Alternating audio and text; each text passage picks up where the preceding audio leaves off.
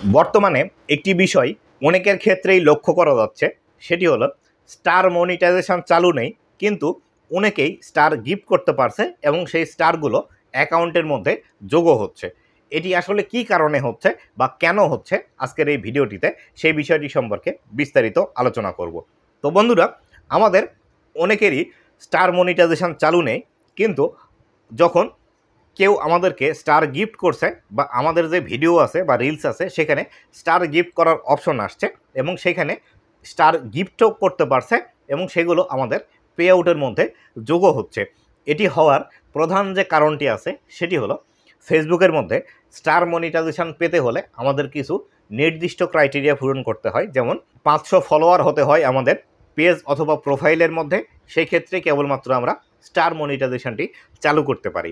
কিন্তু আমাদের 500 ফলোয়ার হওয়ার পরেও স্টার মনিটাইজেশন অনেকেরই চালু হচ্ছে না। অনেকের সেট আপ বাটন এসেছিল, সেট আপ বাটনে ক্লিক করার পর সেটি ইন রিভিউতে চলে গেছে, কিন্তু আমাদের স্টার মনিটাইজেশন সম্পূর্ণরূপে চালু হয়নি। যদি আপনার স্টার মনিটাইজেশন ইন রিভিউতে থেকে থাকে বর্তমান সময়ে, তাহলে সেই ক্ষেত্রে আপনাকে স্টার গিফট করতে পারবে এবং সেই স্টারগুলো কিন্তু আপনার পে আউট অ্যাকাউন্টের মধ্যে কিন্তু যোগও হবে।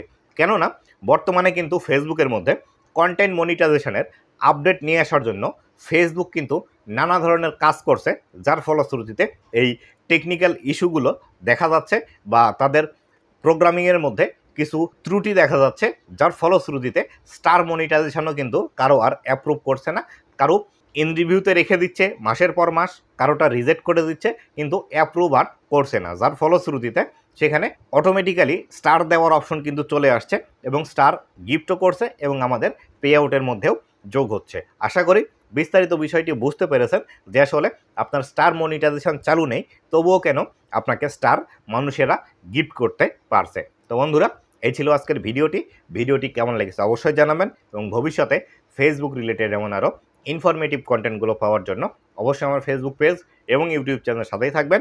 ধন্যবাদ সবাইকে।